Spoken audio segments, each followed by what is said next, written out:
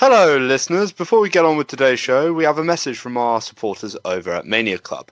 Established in 2015, Mania Club is a WWE recognised community for people who love to talk about professional wrestling and who want to travel to events around the world.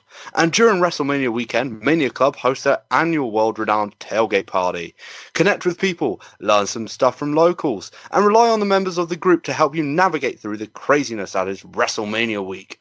And you can join in on the action at WrestleMania weekend too, as they bring to you the only WWE-sanctioned tailgate party. Located on Lot 27 of MetLife Stadium before WrestleMania 35, the event will feature all-you-can-eat barbecue, all-you-can-drink beer, all-you-can-drink soda, a live DJ, a live podcast by the New Age Insiders, raffle prizes, and special guests. Do not miss this once-a-year, family-friendly, all-ages event. The price for adults 21 and over is $70, and it's just $40 for those 20 years of age and under. And if you're over 21 and don't drink alcoholic beverages by any chance, then feel free to buy the $40 ticket. Search Mania Club, that is Mania Club, with a location set to New York on Eventbrite, or alternatively join the Mania Club group on Facebook. We'll be also posting links on our social media channels to this event and to their Facebook group, so you won't be able to miss it either. Search Mania Club on Eventbrite and buy your ticket today.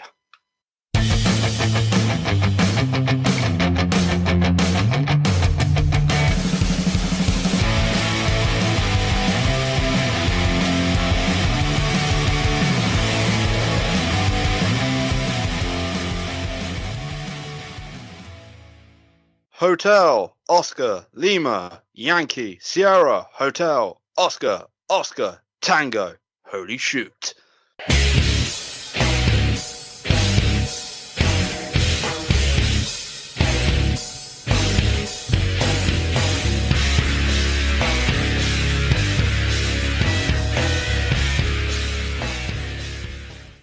What's up, sharpshooters? I am your host, Broderick, and welcome to the Holy Shoot Podcast, a podcast that is all about the world of professional wrestling.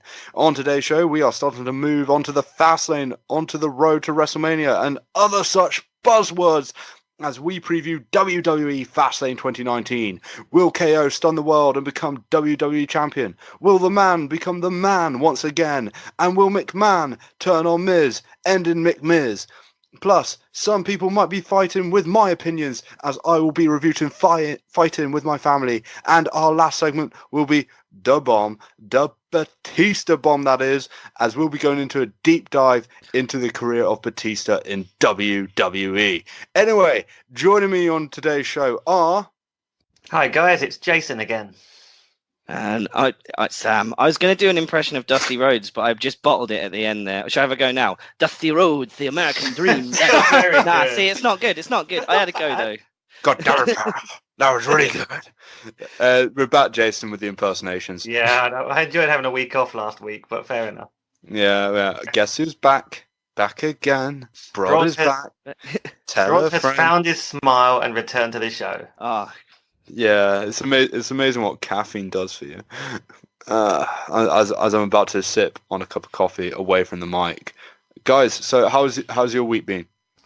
Yeah, mine's been pretty good. It's a bit of an important week for me, this one. It was my wife's birthday and it was our wedding anniversary, so I had a lot of planning and effort going into things this week. Oh. Yeah, it was an important week for me this week as well. The New Japan Cup started today, so that's about as important as my wife's anniversary or birthday. Not that I have a wife. But yeah, it was good. I would recommend checking out the Chase Owens versus Juice Robinson match if you want to get into New Japan. It was very, very, very, very good. And Yuji Nagata versus Ishii was actually not complete tripe as well. So there you go. Wow. I didn't do anything important this week. I just, I woke up, I ate, I went to work, I went back to bed.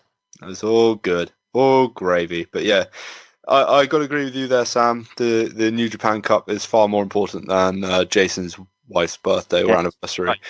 I'm sure my wife would understand if I explained it to her, priorities.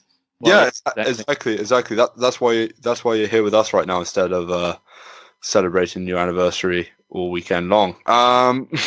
Your wife's birthday doesn't determine who gets the main event Madison Square Garden, so it's just not that important. Maybe one day. Maybe one day. Jay White versus Jason's wife. Book it now. Book it now, Gator. Mate, if that's the case, I'm buying a ticket to Madison Square Garden. I'm telling you that now. I'd hope we wouldn't have to buy tickets. I'd hope my wife could maybe give us tickets if she was headlining Madison Square Garden. You know what would be funnier, Jason? If she gave everyone your wife gave everyone tickets apart from you in our group. That would be amazing. Well, you had to pay to get in and then sit way up in the nosebleeds. No, he just gets barred. You can't come in. Yeah. Anyway, that's the general banter segment over and done with because I said so. And anyway, gents, shall we get on with the news just after this break? You're supposed to say yes, guys. Yes. Yeah? Yes. I love the news. Yeah, you love news too. News. Hey, you. If you like the podcast, then remember to like the Holy Shoot Wrestling Podcast on Facebook and follow us on Twitter at Holy Shoot Pod. Do it! Do it now!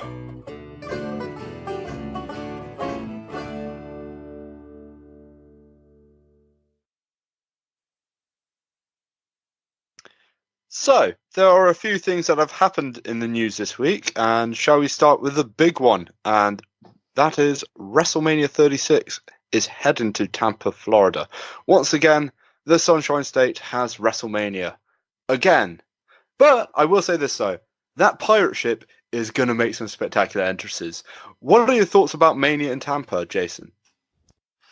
To be honest, I haven't really thought about this so much. I'm so much looking forward to this year's WrestleMania, but I'm not looking that far ahead. But at least it'll be a warmer one than this year. Yeah, Sam, are you looking ahead? I think we need to just remind everyone.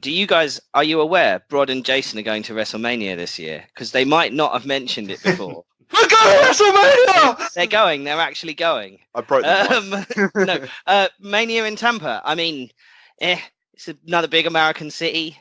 Yeah, it's Florida. It'll be hot. That's all I've got to say about that.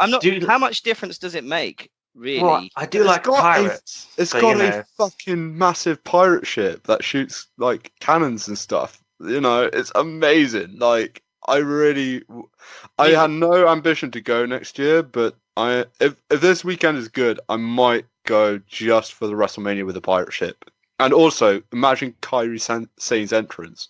Oh, that would be cool. Pirate ship. See, the thing is this is WWE, and whenever they get their hands on a cool thing, they always mess it up in a weird way. So I reckon they'll probably just screw up the pirate ship somehow. Nah, they'll bring back Paul Burchill.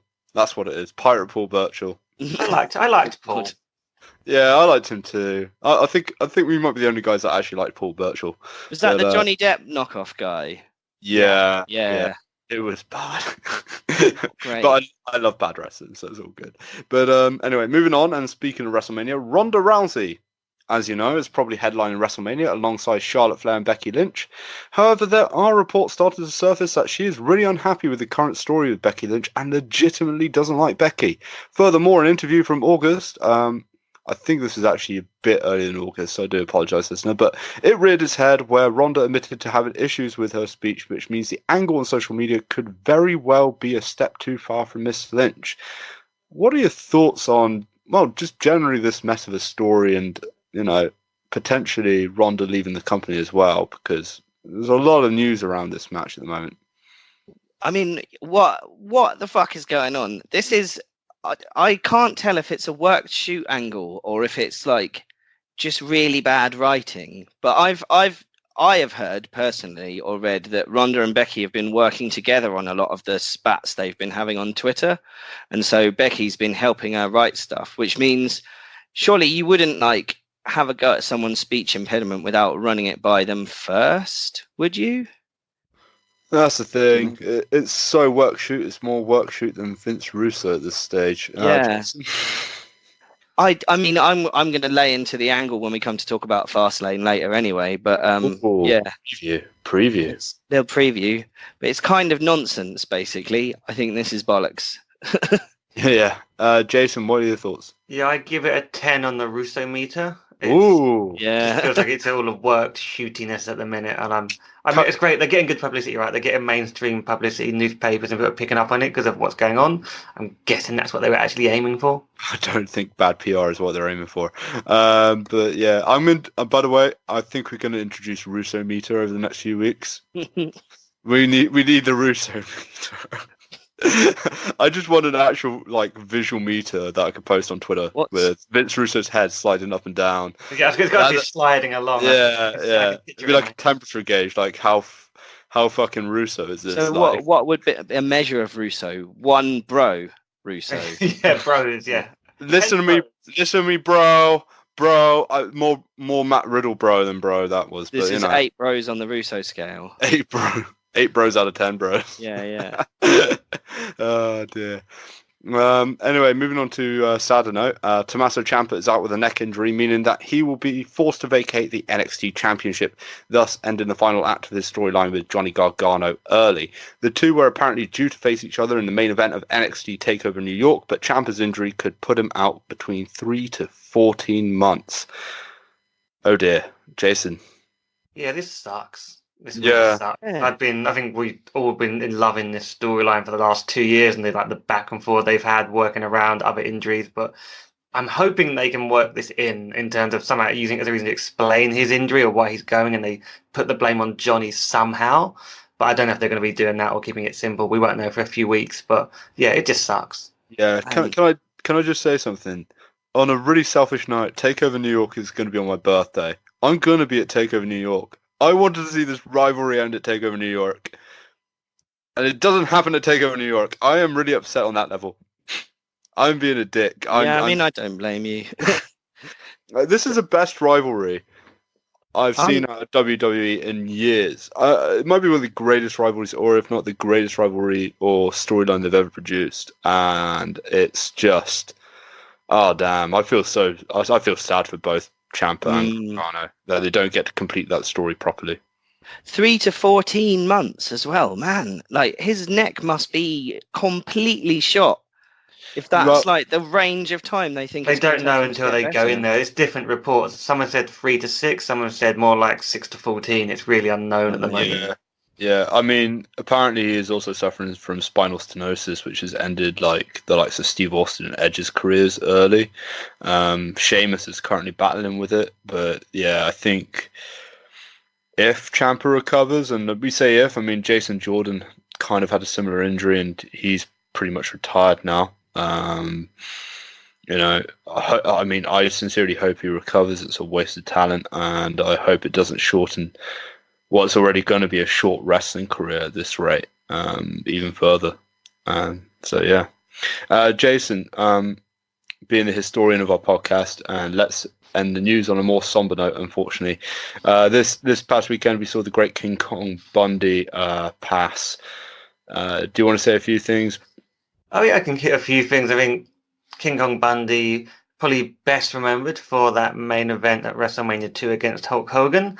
He was, not many men get to headline WrestleMania, so he's always got that going for him. Not the best match ever, but it was in the classic Hulk Hogan script that they had back then when he fought monsters.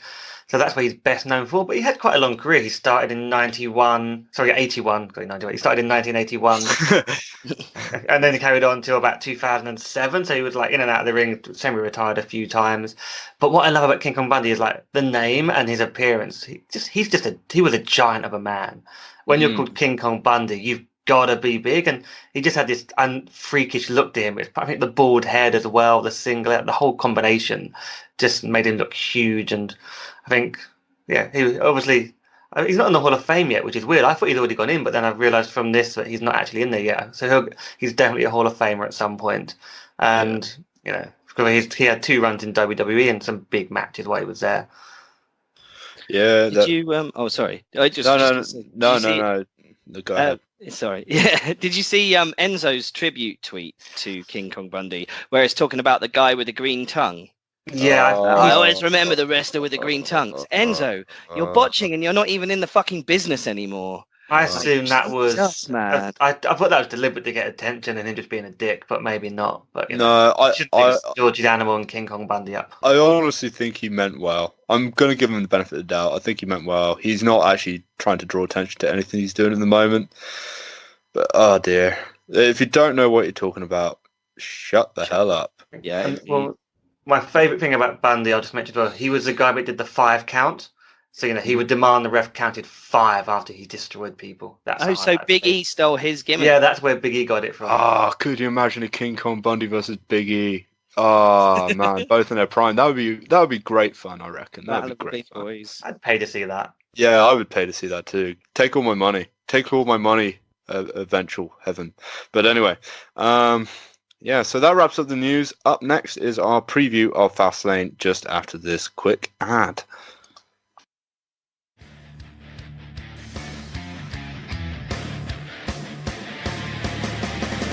This podcast is affiliated with the WWL Meetup Group.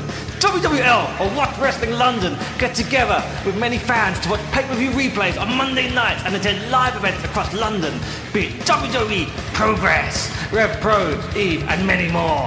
It's a great way to watch wrestling with friendly people and all are welcome to join. You can find out more at watchwrestling.london or just Google Watch Wrestling London and you'll find the meetup page.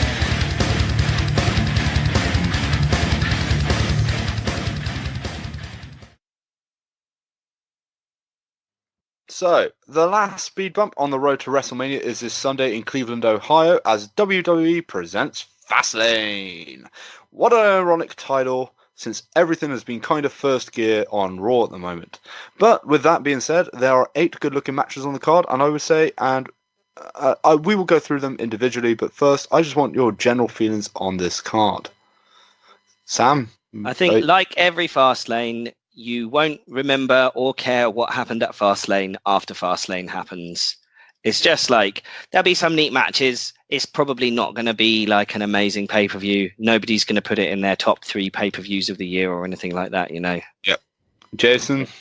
Yeah, I think a lot of this is going to depend on the main event, just if you remember anything that happens on this show in a few weeks' time. But I'm sure it'll be a solid wrestling show, but I'm not wowed and like thinking I've got to stay up and watch this. I'll be happy to catch it up on Monday evening. I'm gonna predict my grade for the show when we review it next week. I'm gonna give it a solid B-. That's gonna be my grade next week. It's probably a fair thing. It does seem like that kind of show going in, but there might be 1 or 2 surprises. Yeah. Middle of the road. Yeah. Not so much Fastlane, but Middle lane. I kind of really want to create a pay-per-view on the WWE 2K19 now, where it's called Middle of the Road. Still better title than Roadblock. Anyway, cool. Starting with the pre-show, we see 2 matches on there. I'll just get your quick thoughts on this, gentlemen. Rey Mysterio versus Andrade once again, as well as The New Day versus Nakamura and Rusev. Are any of these matches worthy of a main card spot, and who wins? I think Rey Mysterio and Andre, they've had a few matches already, so maybe that's why it's not on the main card. I'd love to see Andre win, but I'm looking ahead to Mania and I'm thinking, Samoa Joe and Rey Mysterio, that could be interesting. So they'd want to keep Rey strong if they're doing that. So that's my pick for those 2. And in terms of New Day versus Rusev and Nakamura, I mean, Rusev and Nakamura really need to get some wins. I don't know what's going on there, so I'm hoping they pick up the win. Okay. Sam? Yeah, no, I think basically the same. Neither of these matches are really big enough to be on the main card. They're kind of appropriate for the pre-show, really. And it pains me to say that because I am a huge fan of both Rusev and Shinsuke Nakamura. But that's the reality of WWE, innit? I'm a fan of all these men on the pre-show, and I shall be watching. Andrade wins the first one. Mysterio doesn't need the win. Just briefly, on Jason's point about Samoa Joe, I think he's going to face John Cena, not Rey Mysterio at WrestleMania. I'm hearing the theories on that, but I think Rey could still be the man for it. I'll let you fantasy book, but yeah, and I think New Day win as well. I think that's just because the Kofi momentum. Do you think it's really impressive how they've killed off Rusev? No, because to say it's impressive is a compliment. But anyway, to kill that part of the Fastlane preview, onto the main card, and up first are going to be our predictions for The Shield versus Baron Corbin, Bobby Lashley, and Drew McIntyre. Do you think this Shield reunion is too good to be true, and is anyone actually excited for this match? And what I mean by too good to be true, gentlemen, is will there be a heel turn somewhere? I think it entirely depends on whether you believe the Dean Ambrose is leaving WWE rumors or not. I think if he's staying, they won't break the Shield up. They'll leave. He'll leave, and they'll still be pals when he leaves. If he's staying, then there probably will be a heel turn of some kind. Yeah, because it's a more interesting story. Jace? Drew McIntyre pins Roman Reigns after Dean Ambrose turns on him. That's my booking for this one. I think Roman wins, but immediately after Dean turns heel on Roman and sets up Roman versus Dean Ambrose for WrestleMania 35. And the reason why I have that is because Dave Meltzer said just after Roman was diagnosed with cancer that the initial plan for the Universal title match was going to be Roman Reigns versus Dean Ambrose. So... I'm not sure if that match doesn't really need a title for it to be a draw, does it? Because it's it's a proper feud. It's like a personal. It'll be the first time those two have faced each other in a face versus heel dynamic. I mean, they faced each other at Survivor Series once, but yeah. I got to say, though, gentlemen, it does feel weird talking about the Shield again. It generally feels weird right now. Especially after that mess of a reunion they had last time with the injuries and problems that ended up happening. I was thinking about it just before the show, and I kind of wish they called up the Undisputed Era instead of Ciampa, Gargano, Black, and Ricochet, because I think that would have been way cooler to see Shield versus Undisputed Era than this Baron Corbin. What did Ollie Davis from Wrestle Talk call it? Baron Corbin's mid-card of evil. And I just think that is probably the best way to summarize that bland team. But hopefully the Shield win. I'm a huge Shield fanboy, and it's good to see Roman back. I think that's a key thing here, though. It's just great to see Roman back. So, do you mind if we move on, guys? Yeah, I think we've given that enough attention. Cool. Up next, we have the triple threat tag team match for the Raw tag team titles between the Revival, Bobby Roode and Chad Gable, and the team of Aleister Black and Ricochet. Who wins? It better be the Revival. It better be the bloody Revival. Yeah. Why are Aleister Black and Ricochet a team, other than they were in NXT together? That's it. Yeah. Cool. I think DIY was originally going to be in that spot.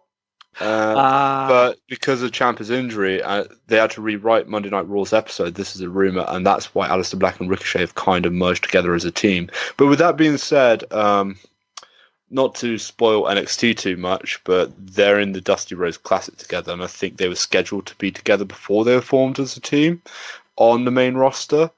So, okay, so it's not like a completely out of left field thing. No, so yeah, it's definitely part of the booking that they had on NXT, and they recorded the latest bunch of episodes of NXT last week, just as they had partnered on Raw and SmackDown. So I don't think it's completely out of the blue.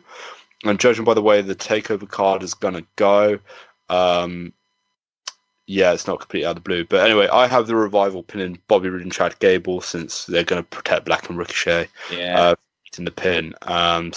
Revival all round then, guys. Yeah, it's definitely going to be the Revival. They're the only actual tag team in this match. Cool. And speaking of tag team title matches, we have a rematch from Elimination Chamber as the Usos face Shane McMahon and The Miz once again. Is this where the team of McMiz, I just wanted to say it like that, split up? I believe so. I mean, I'd love it. I still love the other them saying, screw it, we'll keep them together. I'm really enjoying them as a team, and Miz being a babyface. But I'd imagine this is where his big grand scheme comes together. Oh, yeah. So do you reckon they're going to do a blow-off at Mania, McMahon versus The Miz? It's all been a ruse, because Shane, Miz is still annoyed that Shane took his trophy. I would have gone for Shane McMahon's heel turn, but I don't know. I think what you're saying is actually making sense, but yeah, I also believe Usos retain, and I believe they split up right here. Sam? Yeah, I think you're probably right. As much as I do like babyface Miz, I think, that'll probably be what happens. It makes sense that the Usos keep the belts because they're an actual tag team, and both of them are actual wrestlers, whereas only one person in the McMiz team is a wrestler. And that's Shane McMahon. And that's Shane McMahon, the greatest wrestler in the world. I've got to say, I mean, no joke, but The Miz has improved so much. I love The Miz. I And fucking love the Miz. Yeah, so do I. I've loved babyface Miz. He's doing all the little things. He's shown how he can do it, but you just don't trust him because he's the Miz. But he's doing all the little touches really well. Yeah. I read a write-up of a house show, and they basically said in that Miz seems to just be loving being a babyface as well, like dancing around to all the entrance music of all the other wrestlers and stuff like that. Yeah, he's great. Like, he deserves to be higher up the card. Yeah, for sure. I think that's the only thing I agree with Chen on. Is that he deserves to be higher up the card. But anyway, continuing the never-ending tag team festival, we have the women's tag team championship match between the Boss and Hug Connection and the team of Nia Jax and Tamina. I put in the script here the word blur and the question, Jason, do I have to watch this crap? You can tell it's a strange, unimportant show when there's this many tag matches on it. I think that's a sign. It's like a New Japan show, except without the importance of a New Japan show. But do you have to watch this crap? Yes, I think this will actually be a good match. I think this is going to be like something very fun to watch on this show. I believe Boss and Hug are going to keep the belts, and there's probably a bigger plan going on at Mania. But I think it'll be a fun match. Surely they could have come up with a better team name than the Boss and Hug Connection. It's like it doesn't even rhyme. But Bailey's got a fangirl. They're sending up the Rock and Sock Connection, the old tag team of the Rock and Mankind. But that's like a catchy name that rhymes. This is just kind of nonsense. And that's all I've got to say about this match, really. That's how excited I am about it. There should be Fug and Hug. Fucking hug. Yeah, there you go. Exactly. That would be amazing. How long did that take you? I've been thinking about that for days. Well, yeah, of course. Yeah, it sounds like it was off the cuff, but that was a lot of work. Yeah, you'd be perfect for the writers then. Yeah, I kind of want Bailey to kind of take the 2004 John Cena gimmick and just call Hug Life. This is basic hug and Oh yeah, that would be good as well. Coming out rapping. Yeah, not to talk too much about Bailey, but there was a Snickers ad a couple of years ago, I think, and it's like, you're not you when you're hungry, and Bailey had the one where she replaced the F word with hug, and it's amazing. Oh god, I remember that. That is the best Snickers advert they did. Yeah, and I did a bunch of wrestling ones. Yeah, so I have Bailey and Sasha winning. I think they have a bigger Planet Mania. It will probably be either with the Bellas or Trish and Lita. But what I kind of want to see is one tag team from SmackDown, one tag team from NXT, and then just have a triple threat TLC match. But that's just me. Oh, that would be amazing. Like, bring up the Sky Pirates, and I guess, I don't know who you'd want from SmackDown, but yeah, that'd be great. You know what? I would give Sonya and Mandy. Yeah, they'd be a good pick. Because they've improved a lot. Yeah, exactly. Like, I don't love them, but, you know.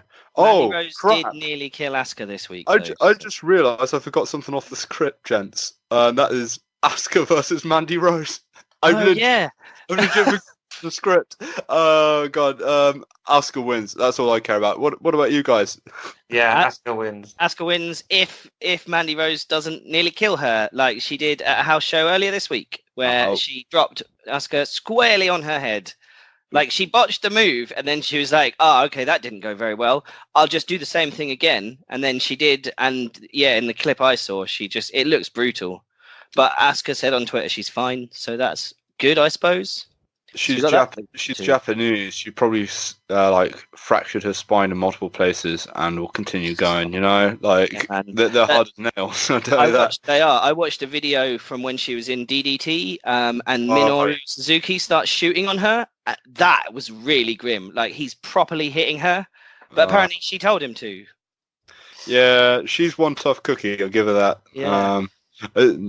Tougher than I'll ever be. Yeah. Anyway, on to the main event scene. And up first is Raw's main event featuring 2 SmackDown women. Go figure.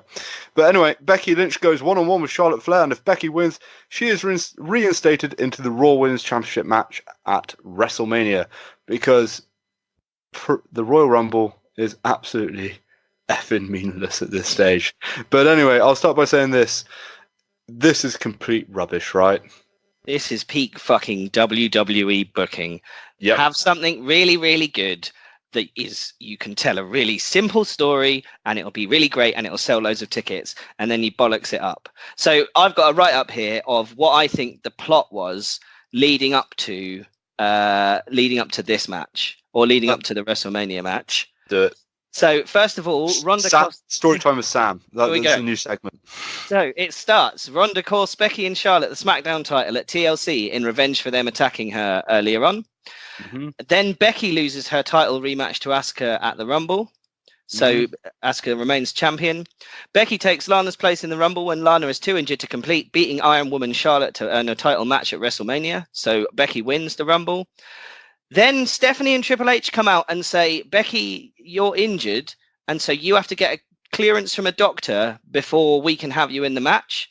Mm-hmm. Becky goes to a doctor and gets clearance, and then Triple H and Stephanie say, now you've got to apologize for us. Becky apologizes to them, and then they say, all right, you can have the match. But Vince comes out then, fires Becky and replaces her with Charlotte. Triple H and Stephanie say they can't do anything about it, despite, forcing Becky to apologize to get the title shot she's already earned. They're the baby faces now. They're on Becky's side. Then Charlotte injures Becky at a house show. Becky attacks Charlotte with her crutch during a stare down with Ronda Rousey, offers Ronda a shot at Charlotte, but then attacks Ronda herself. What is going on with this fucking feud? It's wild. Then Ronda demands Stephanie reinstate Becky because she says, there's no point in me having a match or having this belt if I can't fight Becky, even though I didn't want to earlier, and I don't know what's going on now.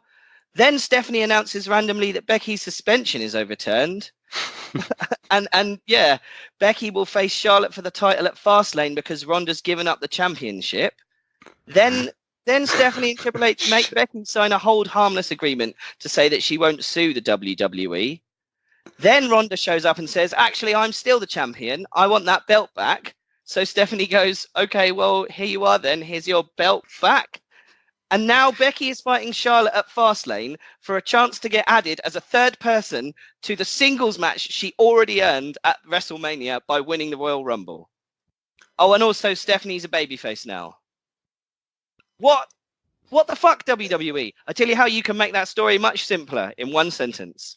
Stephanie says, Becky, you weren't in the Rumble, so Charlotte won because she was the last person to get eliminated before you. But if you beat her at Fastlane, you're in the match at Mania. There you go. Boom. That's the story. Without any of this contrived McMahon bollocks. Sorry. So anyway, does anyone else have any opinions about this? That sums it up. All I was thinking to myself is, that sounds like something Chen would book, but Nia Jax would break everyone's face halfway through. Peak Chen booking. Peak Chen booking. Yeah. See, I would book it. I also wrote my fantasy book in just because I really want to make this point. But see, I would still have Becky win the Rumble, but I would have had Charlotte at like Tomasso Ciampa around her, manipulate Becky and get Becky into thinking, yeah, I'll beat Charlotte and prove to her one last time. And then Flair beats Becky and gets added to the match. And that's how I would have done it. But either way, anything but making the Royal Rumble not meaningless would have been better.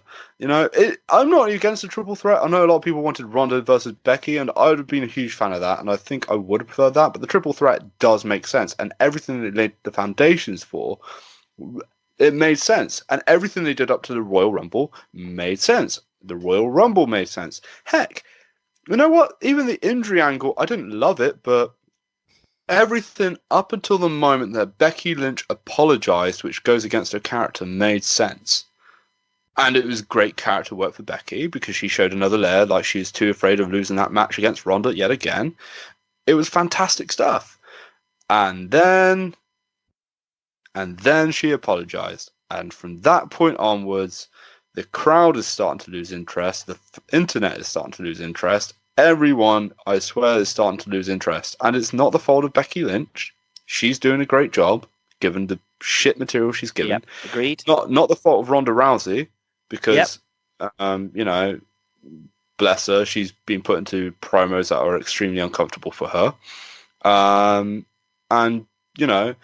it's not fair on Charlotte Flair, because, I'll say this about Charlotte, though. She's the one that's doing the best work out of the three at the moment, given the shit that's been given. Like, I think she's been a fantastic heel. But yeah, oh man, I've gone from being the stand to just thinking, it's the man. And I didn't think I'd be thinking that in like 3 short weeks. And this is not a case of fickle fandom. This is just really bad booking. And I hope after Fastlane, I hope after they get after this dreadful dreadful booking that that this storyline gets back on track, and it just leads to 3 women kicking ass at WrestleMania and hopefully main eventing. But yeah. Anyway, I think Becky wins here. What about you, Jason? We haven't let you speak. Yeah, I was just leaving you guys to. Yeah, I think Becky wins this one. I think this is why I benefit from not having had time to really watch a whole episode of Raw for a few weeks. Just catching the highlights. So I haven't been exposed to as much of the mentalness, and it's been easier to see. Oh, here's a little summary of what's going on. Okay, that's not so bad. Rather than trying to really think about the madness of the booking they've done for the last several weeks. But yeah, for me, Becky hopefully wins this, and sensibly, it should be a really good match. Yeah, I think the main problem with this angle, as Brod says, is not any of the wrestlers involved. It's the fact that it started off being about wrestlers, and then the McMahons saw that it was getting a lot of basically attention, and they thought, we got to be in this. And so they kind of inserted themselves as characters, and that was what completely wrecked the story and stopped anything making any sense at all. Yeah. You know what would be great? You know what would be great in a storyline? I think we need more McMahons, God damn it. A McMahon in every corner. A McMahon in every corner. I'm trying to do the McMahon's Triple H descending impersonation. from the roof. McMahon's in every aisle. Yeah. Let me interject there, Vince. I gotta think, WrestleMania 2000 wasn't very good, except I won, so it was great. Let's have more McMahons. I'll work on my Stephanie impersonation as well, but yeah. God damn it. For next week, I want the Stephanie impression. Oh God. Okay. Good God, luck. God damn it, Jason! You son of a bitch! It's even worse than usual. But anyway, lastly, to wrap up with something hopefully good, Daniel Bryan will be forced to defend the WWE Heavyweight Championship of the World against Kevin Owens. Would I be correct in thinking that Owens is not winning here, and they are saving it for Kofi at WrestleMania? And also, will the New Day get involved? I mean, I think you're right. Kevin Owens is not winning here, but I don't care because this match is going to be great anyway. And finally, we're getting babyface Kev, which is something I've wanted for a very long time. So I'm pretty hyped for this. Yeah, the New Day getting involved. I thought there might be some shenanigans on the pre-show, maybe, because obviously Kofi might be out at ringside with Big E and Xavier. I'm not entirely sure what. But yeah, if that doesn't happen, maybe he'll show up. I've got it, Sam. Kevin Owens joins the New Day.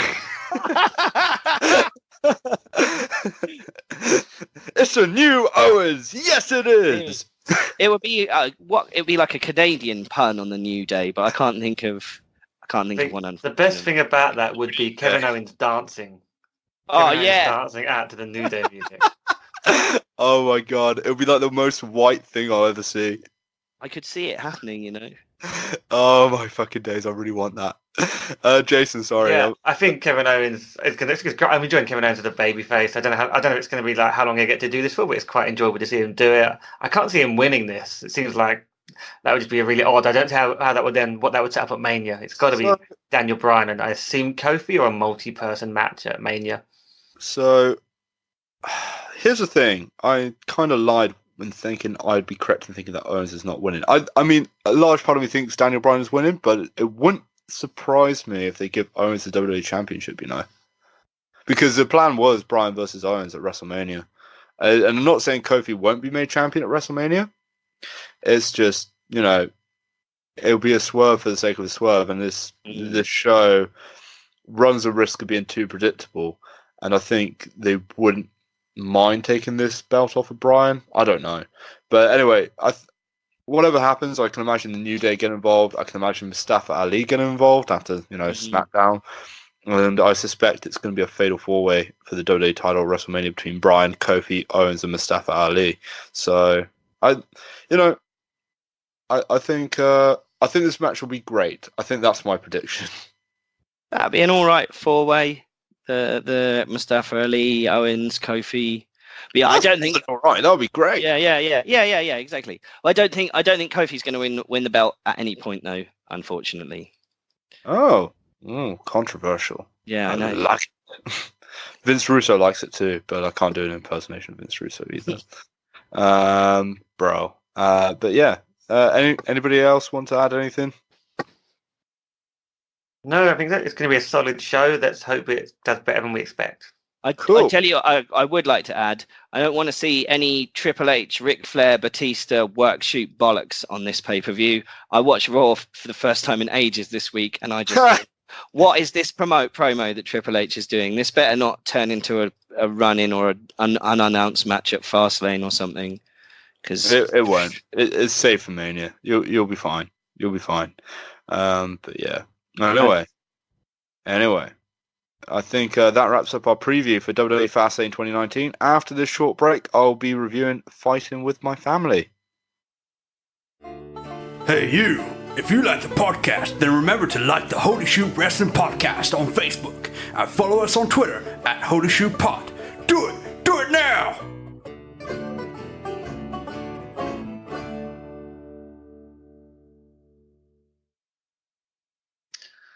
Oh, so we're back with the part of the show that I get to host and ask the questions for. So, Batista, you went and saw Fighting With My Family on the weekend, and I think, Sam, you also saw it, so I'll bring you in later. But let's start with Brod. You also got to meet Paige on the one show. So, overall, what are your views on Paige and this movie? I didn't get to meet Paige, but, never mind. But anyway, what are my thoughts on the Paige movie, Fighting With My Family?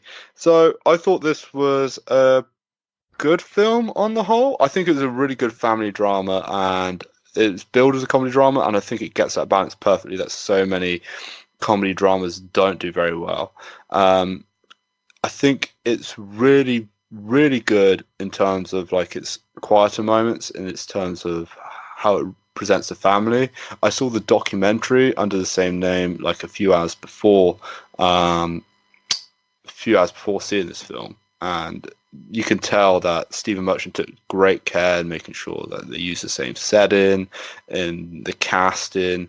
It's a bit lighter in tone, this film, in comparison to the documentary. Not saying the documentary isn't light, but I think Nick Frost is a great as Paige's dad. I think Florence Pugh is really good as Paige. I really don't have any criticisms of the performances, but they were the two standout performances for me. Okay, before I just want to bring Sam in quickly. Sam, do you feel the same with Brod? Yeah, pretty much. I thought it was a fun film. I mean, it's not going to win all-time movie great or whatever. But when people do their top 10 wrestling-inspired movies, it's probably not going to make it to like the top 3 of that. But still, good fun film, and it's worth going to see. Good. There's not many great wrestling films out there, but yeah, if you want a real film about the world of professional wrestling, then I'd recommend The Wrestler. Well, yeah, of course. Over this one, mainly because it is very fluffy when it gets to the WWE part, and I think that's partly due to the fact that WWE Studios wants a positive representation of what it was like at NXT back in the day, but Paige was not in NXT for that long in comparison to, say, some other talents. And also the Performance Center wasn't around when she was there, I don't think. And she was also there when it was FCW. So there's a lot of inaccuracies that would annoy you as a wrestling fan, especially a certain part in the end, which I won't go into because of spoilers, but it's so glaringly cheesy that it takes away from the film, I feel, as a wrestling fan. Are you talking about the promo at the very end, by any chance? Yeah. Won't say any more, but yeah. They're always going to have to simplify these things, and just like when you love a book and they make it into a movie, there's always going to be disappointing things and simplification of the story. I mean, the big question for me, Brod, is The Rock in more than 2 scenes that are in the trailer? I'm trying to remember. No, I think he was in just those 2 scenes. However, I will say it's longer than you think, so there's that. But yeah, I think he's in 3 scenes. He's in the 2 in the trailer and 1 more. Yeah, there is 1 more actually, but it's very brief. He's co-billing for his 3 scenes. Good to know. Yeah. Well, of course. the movie's done quite well at the box office so far in terms of it's number one in the UK, and it's made over 10 million in the US as well, so it's doing probably better than expectations. Very good for a WWE related movie as well. Yeah, I mean, I'm pleased for the studio. It's done a lot of bad films, but this one is genuinely a good film, and I would really recommend it to wrestling fans. Yes, you might get annoyed slightly by the wrestling aspect, but it's a great story. It's an inspiring story, and yeah, I think the family drama and the performances really elevate it to a level that you just didn't quite expect from the trailer. And yeah. How are wrestling fans portrayed in this movie? I think they're portrayed fairly well. They're not portrayed as idiots, and they don't portray the industry as idiotic. In fact, quite the opposite. Yeah, I thought actually Stephen Merchant's writing was very respectful towards the industry, and really actually put across that it is kind of, people really love it, and it's not stupid or camp or silly. It is like a legitimate sort of performance medium, which I thought was pretty good. Yeah, he really showed like some bits, especially when Paige goes to America, about like without going into too much detail about certain things that were done there that's not done in WWE. It's actually quite a good bit of writing for the wrestling fan, and it's a great introduction for those who don't know anything about the world of professional wrestling, and it's far more accessible than the wrestler, and I think that's one thing that it has over that film. But absolutely. It's good to hear. Sounds like you guys both really enjoyed it. I've spoken to a couple of women that I know that have gone to see it, and they said they really enjoyed the story as well. So like the female wrestling fans and non-wrestling fan who went to see it said it was really enjoyable. They got a lot out of it. As we wrap this mini review up quickly, let's spoil the Russo meter. And we'll use it inappropriately, but out of 10 bros, what are you rating this movie? Really, the Russo meter for something that's serious? Okay. Inverse Russo meter. Inverse Russo meter. The inverse Russo meter, I give it 7 sisters out of 10 sisters. Because he won't say bro. Oh, yeah, nice. I'm with you.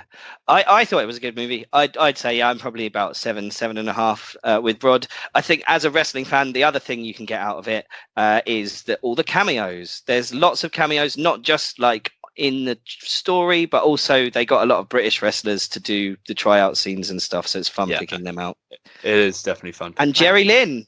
Yeah, I did notice Big Dave Massive at one point in like one of the workouts. I saw, so that's cool. Yeah. Great. Oh, that'd be something to look out for that, the fans of the UK scene. Okay, but let's wrap this segment up there. So after this short break, we will be coming back with a look at the highlights of Big Dave Batista's in-ring work.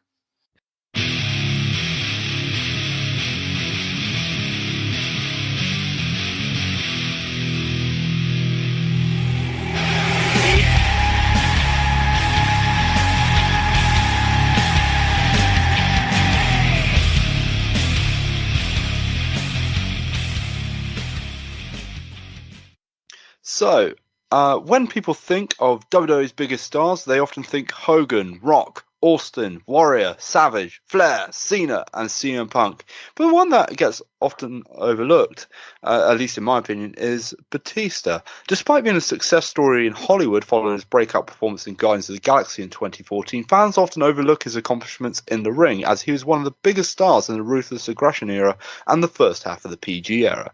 With all that being said, we want to talk about some of Batista's best matches and promos in both his runs in WWE so far. Shall we just start by going around the room and saying what is our favourite Batista match? So, Jason, what is your favourite match of Batista's? See, when we get into the Batista moments, I realise all my favourite Batista moments aren't matches, it's all the good stuff he did around it. But in terms of my favourite match, the one that then just stood out was from WrestleMania 30, the Triple Threat. And the fact that he came back for that match and really held up his side of the bargain.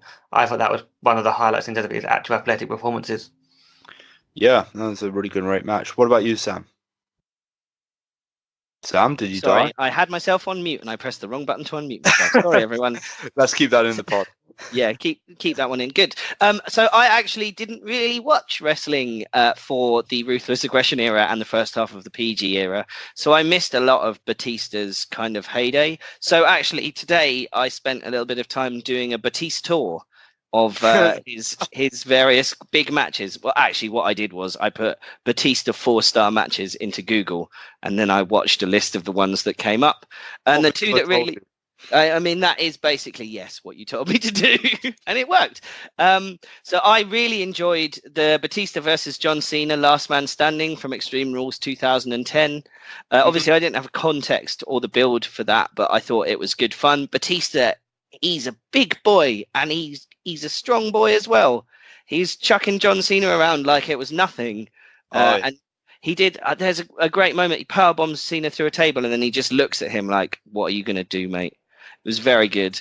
And then the other ones that stuck out for me, I watched all of his 2007 series with The Undertaker. The most notable match for me was the Last Man Standing match at Backlash 2007. It was really good. Very, very, very good match. Lots of blood, and it was nice watching or seeing The Undertaker look like a terrifying monster man instead of an old person who shouldn't really be in the wrestling ring anymore. So that was good. So my favorite match is their first match actually between Batista and The Undertaker at WrestleMania 23, and I mean all of their matches in that rivalry were great, but this was the best because it felt like a clean win for The Undertaker, and there's a genuine moment in that match where Batista hits a Batista bomb, and this was like around WrestleMania 21 was where the streak was first really used as a storyline. And from that point onwards, it was like, who's going to end the streak? And when that Batista bomb hit, I remember being 14, 15, just going, God damn it, Batista's going to win. And when The Undertaker kicks out, I marked the hell out. But that match was just brutal, chaotic. And it was the first time that was really Batista. I mean, Batista, you know, he did come into his own, but he was never taken that like seriously as a good wrestler up until that match, which was just 15 minutes of non-stop action. It was a terrific WrestleMania match that often goes under the radar. But yeah, so that's my favorite one. But I think all of them are great. The Last Man Standing you mentioned at Backlash was great. The steel cage match where it also ended in a draw was I watched fun. that one. That was good. And the Hell in a Cell with Edge's return. Oh man, I tell you what, I've never been more pissed off in my life than when Edge returned, because I absolutely hated Edge. He's my favorite heel, by the way. But yeah, I think all that stuff between Batista and Undertaker is great. But my other favorite match, and just going back to what Jason said, is Batista, Orton, and Bryan. I think that was a terrific match as well. And I will say this, just going into a bit more of a discussion here. A lot of people shit in his 2014 run, right? Because they think, oh, that Royal Rumble win was terrible. Daniel Bryan should have won that. And then he had a terrible feud with Alberto Del Rio. But you got to think what he did for the company on his way out in 2014. He put over Daniel Bryan and all three members of the Shield in a feud afterwards when Evolution faced the Shield, which is also another one of my favorite matches at Payback 2014. But yeah, Batista, he did really great for the industry in 2014. You know, 4 faces were put over. Yeah, I think it's interesting. Having not seen him and just being a wrestling fan, kind of absorbing people talking about it, I got the impression that people didn't think he was that good, that he kind of undeservedly put over other people and he wasn't that good in the ring. But I saw no evidence of that today. I thought he looked great. So yeah, I don't know. Maybe he gets treated a bit unfairly. Yeah, I think it's because he was never that great on the mic. I think that's one of the reasons. And Really? It's great. I think that's what he stands out with, his mic work and his acting. Now we can say that because I mean he's a really good actor. Like, you know, I've seen him in quite a few things now, and I'm like, boy can act. Like, he's really good, and he does take it very seriously and all that. And I think his heel run from 2009 until the end of his first run in the company was great. But beyond that, I don't think he was a fantastic like mic worker. And I say this as a person who loved is like, you know, just him like, you know, shaking the ropes every time he's about to go for a Batista bomb and thumbs up, thumbs down. I love all that stuff. So, you know, actually I might be wrong, but you know, great character, but I don't think he was the greatest mic worker. But that's just my opinion. So, Jason, because of how I consumed Batista's back catalogue, I didn't actually that get was to going to be a see. weird sentence from That was a weird way of saying it, but I hope my meaning came across. Anyway, yeah, because of how I came to view it, I didn't actually hear any promos or mic work from him. So, Jason, do you have any particular moments that stand out that I could look up? So there's a couple of ones. I mean, if I talk about my best moments, if I talk about thumbs down would be the first one. Oh, yes. So you want to go back to 2005 after he'd won the Rumble, and that's the whole setting up his match with Triple H at Mania. And it's Triple H trying to sort of convince Big Dave to go to SmackDown instead. And Batista, it's the little things he's doing. He's doing lots of clever little facial expressions in the weeks building up to that. But it's just the way he decides to, you know, it's also an echo back to when they turned on Randy Orton at SummerSlam, and Triple H gave Batista the thumbs down to drop Randy Orton with an electric chair, and then they brought it back for this, where Batista then gave Triple H the thumbs down and then decked him and said, "No, I'm fighting you at Mania." And it's just I can't remember the words he said exactly what it is. Just the setup there was like, "I'm not going anywhere," and the way he just delivered those lines, that's a really good one. And then going to the other extreme though, I think as Brod pointed out, his heel work. So this was about May 2010, after his feud with Cena, and he's in the middle of the ring in a wheelchair. And this is great. It works so well because he's Big Dave, right? He's a beast, but he's there with his arm in a sling. I think he's got some makeup on, so he looks all bruised, and he's just completely whining and saying how like it's really unfair. And that's how he left the company. He wasn't afraid to like show defeat and weakness, and just cut a promo where it was like a good whining heel, but was just like a coward. He completely changed what he did. So those are the two that stand out for me in terms of his like just promo or general acting ability. So speaking of great promos, I think one that really one bit of stuff that he did was with Eddie Guerrero, which is like great comedy. I'm not Sam. I'm not sure if you're aware, but Batista and Eddie Guerrero feuded in 2005, just prior to his death. The storyline was that Batista, basically Eddie Guerrero was being an absolute bastard to Rey Mysterio, and Eddie Guerrero finally beat Rey Mysterio, so he's fine. And then Eddie was like turned face in quotes by being announced number one contender to Batista's World Heavyweight Championship. And Eddie was like, "I respect you, Batista. We should be friends." And I think it started off with Batista going, "Oh yeah, really? We should be friends." And basically, Batista, I think in the first bit, is like, "Friends don't shake hands, they hug." And then Eddie Guerrero's like caught in this really awkward hug. And it led to a really fun match at No Mercy 2005, and this is Eddie's last pay-per-view match. And I recommend go and watch it because it has fantastic character work from both. Like Eddie's like trying to determine whether he should cheat or not against Batista. It's a really good fun little rivalry storyline that they unfortunately never got to pay off because Eddie was due to win the World Championship the week he died, sadly. But yeah, just that bit alone. One of the matches I did watch was Batista and Eddie and Rey Mysterio in a tag match or in a four-way, I think. Where I think it might be Randy Orton, because Randy Orton was involved in the feud at that point as well with and Eddie.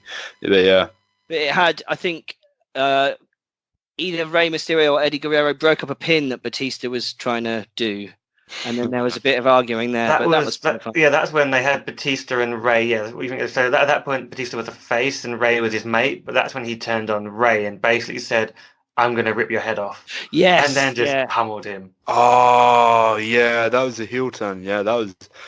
Yeah, that was a bracket rights 2009. Yeah, then it led to match at Survivor Series where there was a ref stoppage because Batista just kept powerbombing Rey, I think, and so that they was like just abusing poor little Rey at that point.